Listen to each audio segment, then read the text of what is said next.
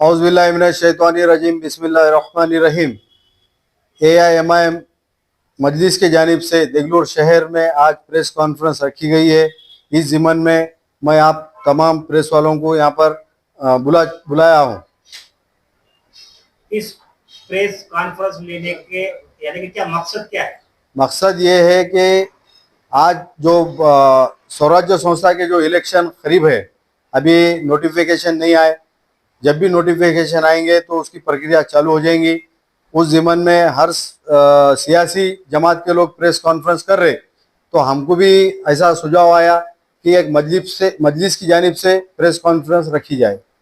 इतर दोन मोठे पक्षाचे कार्यक्रम झालेले आहेत, पक्षप्रवेश सोहळ्याचे तुमचं कधी होणार? इंशाल्लाह आने वाले दिनों में बैरिस्टर असदुद्दीन अवीसी साहब यहाँ पर आएंगे। उनके मौजूदगी में पूरा देगलूर शहर देखते रह जाएगा, वैसा पक्ष प्रवेश हम करेंगे। कल एक कांग्रेस की सभा है, पक्ष प्रवेश हुआ, जिसके अंदर रोहिलावार, छिरसठवार और जो है सो नीलमवार, तीनों के नामों का उल्लेख हुआ। जिलाध्यक्ष से बैठमोर इन्होंने मुसलमानों को याद नहीं आया कि उनको मुसलमान को वोट नहीं चाहिए, तो आपकी पार्टी की तरफ से क्या कहेंगे? मजलिस जो है हर समाज के लोगों को चलने वाली जमात है, ये सिर्फ मुसलमानों की जमात नहीं है, इसमें हर तबके के लोग जुड़े वाले हैं।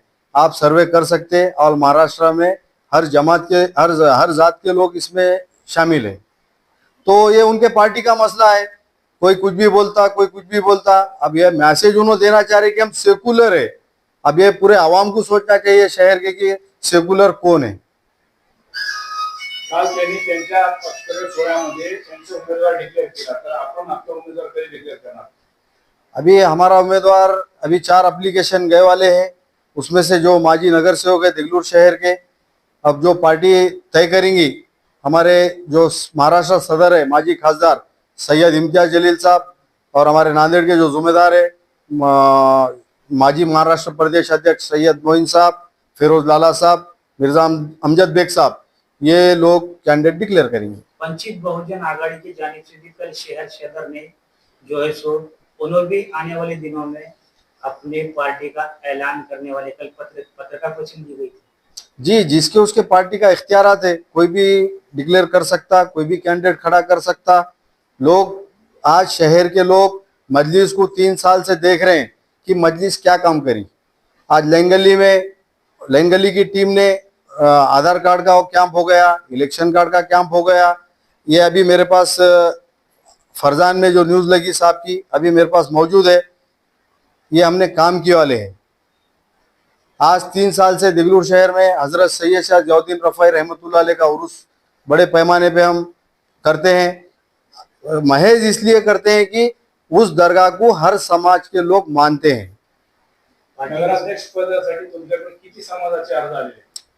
हमारे पास टोटल मुस्लिम समाज के कैंडिडेट है 4 भी, और आगे अगर आएंगे तो हम इंशाल्लाह उस पर हम जो पार्टी निर्णय लेंगी उस पर हम काम करेंगे। एमआयएम हा मुस्लिम समाजाचाच पक्ष आहे असं गृहीत धरावं का की तुमच्याकडे फक्त 4 अर्ज जे मुस्लिम समाजाचे आलेले, अन्य समाजाचे कोणी आपल्याकडे मागणी केलेली नाही? हो सकता सेकुलर पार्टी जो कह रहे ये लोग कांग्रेस वाले, अजीत पवार गढ़ वाले, अगर इनो मुस्लिम को अगर टिकट देते हैं तो हम क्यों अप्लाई करेंगे, ऐसा वो सोच रहे होंगे, इसके लिए अप्लाई नहीं करेंगे। अगर कोई अप्लाई कर भी सकता है तो उसके ऊपर हमारे महाराष्ट्र प्रदेश अध्यक्ष जो फैसला लेंगे हम उनके अंडर में काम करेंगे।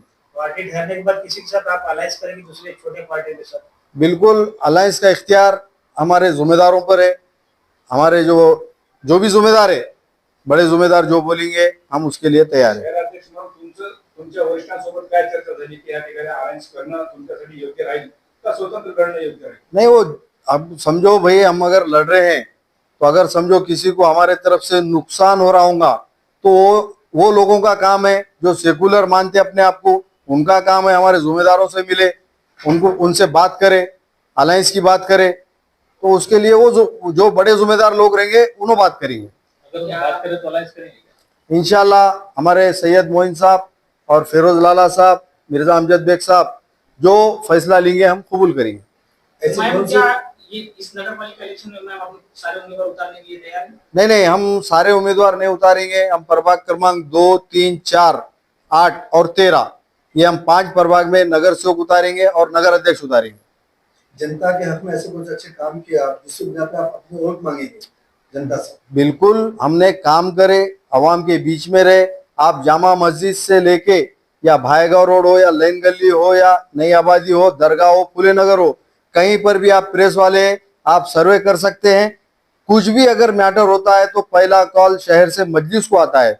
हॉस्पिटल हो या पुलिस स्टेशन हो या कहीं एक्सीडेंट होगा हो। हाल ही में आपने प्रेस वाले देखे होंगे, बस स्टैंड पे एक पश्चिम बंगाल के लड़के का इंतकाल हुआ। रात के 3:30 बजे तक मजलिस वहां पर हॉस्पिटल में रुक के अगले वाले पे एफआईआर करके उसकी डेड बॉडी हमने पश्चिम बंगाल भेजे। 50% महिलांना आरक्षण मिळालेलं आहे, त्याच्यामध्ये आपल्यातर्फे आपल्या पक्षामध्ये किती महिलांना तिकीट मिळणार? बिल्कुल वो हिसाब से जहाँ जहाँ रिजर्वेशन है हम देंगे बिल्कुल। इंशाल्लाह देगलूर के अवाम पे हमको भरोसा है कि लोगों के दिलों में भी है कि मजलिस आगे बढ़े, मजलिस के नुमाइंदे चुन के बल्दिया में जाए। जो काउंसलर ऐसा बैठ के मुंडी हिलाते वो अवाम को आज नहीं चाहिए।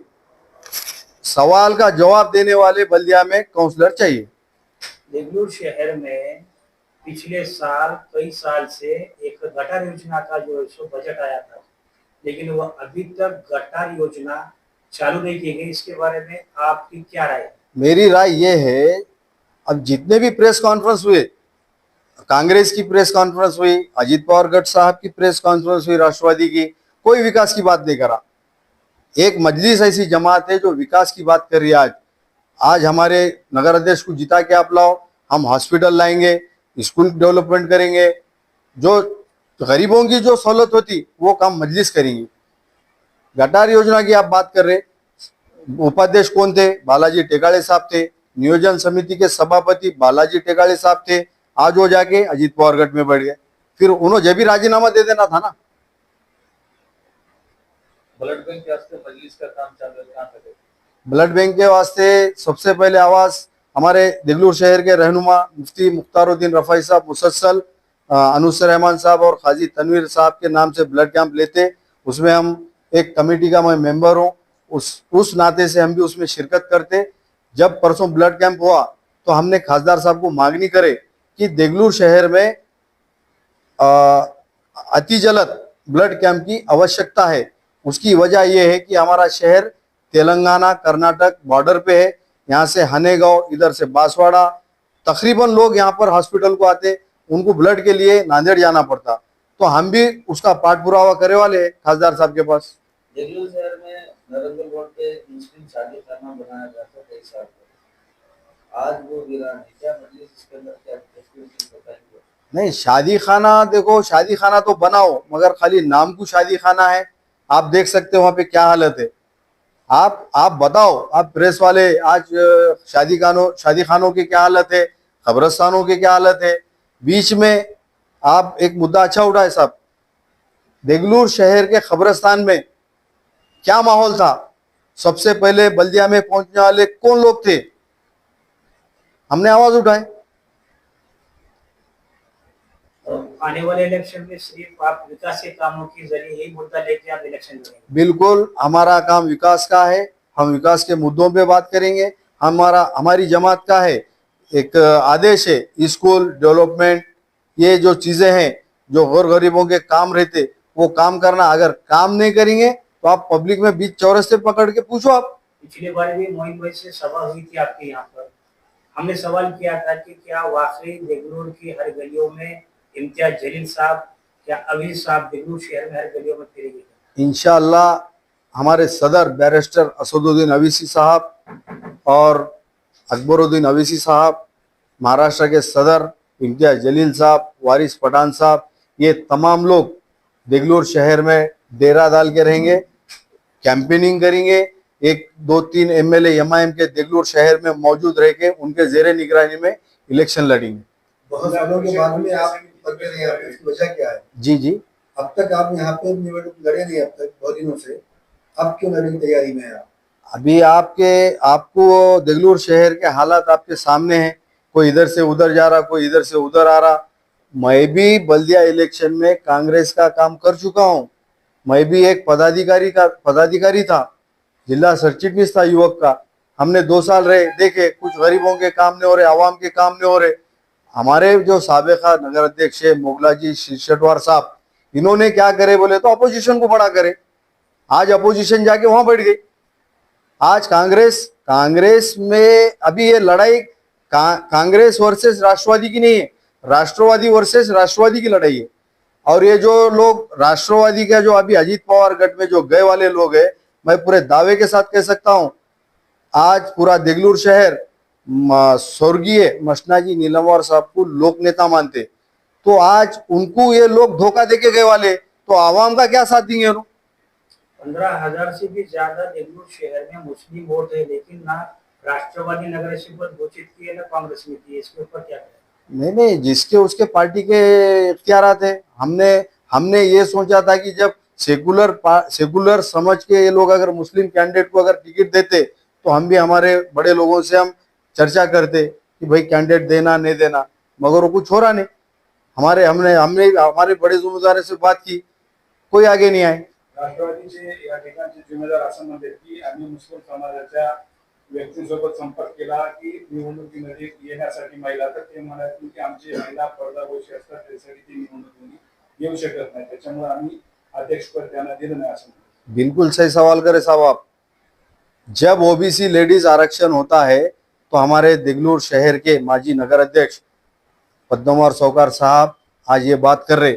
2016 में जब ओपन था, जब हमारे देगलूर शहर के हमारे बड़े भाई मीरा मोयुद्दीन साहब ने अर्ज किया था कि हमारा समाज यहाँ पर इतना है, मैं राष्ट्रवादी से इलेक्शन नगर अध्यक्ष पद लड़ सकता हूँ, जब क्यों नहीं दिए? ये मेरा सवाल है उनसे।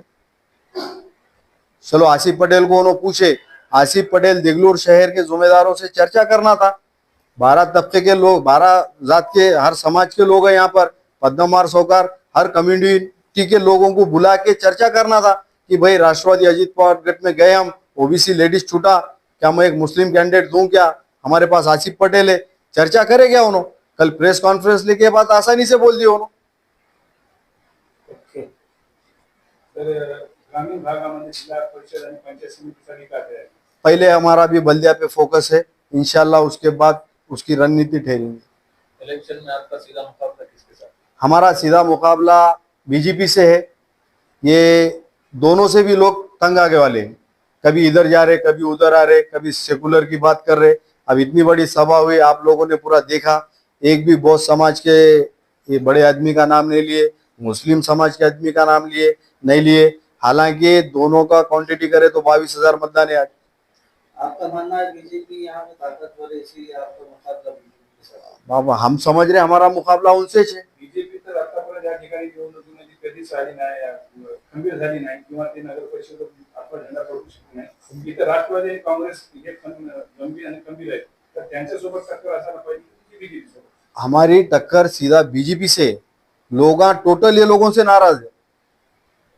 अब सबसे ज्यादा कम्युनिटी मुस्लिम समाज की है यहाँ पर। एक समाज पे कौन सा भी इलेक्शन नहीं होता, हमको बहुत समाज का साथ है। अदर कास्ट के लोग हमको वोट देंगे। जब असद साहब यहाँ पर आएंगे तो हमको यकीन है अदर कास्ट के वोट हमको 2 से 2,500 मिलने के चांसेस है।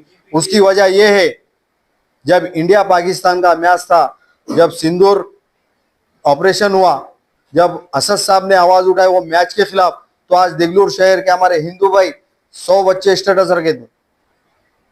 बीजेपीचे शहाणे साहेब असं म्हणाले होते की त्यांचं जर अल्पसंख्याक समाजाचं उमेदवारी मागासाठी अध्यक्षपदासाठी आलं तर आम्ही त्याला उमेदवारी देऊ। जिसको उसको इख्तियार है, कोई भी जाके अगर मांग सकता तो ठहर सकते, अगर पार्टी दी तो ठहरेंगी ना भाई। सामाजिक, राजनीतिक और सामान्य समाचारों के लिए देखते रहिए EJ टीवी न्यूज लाइव।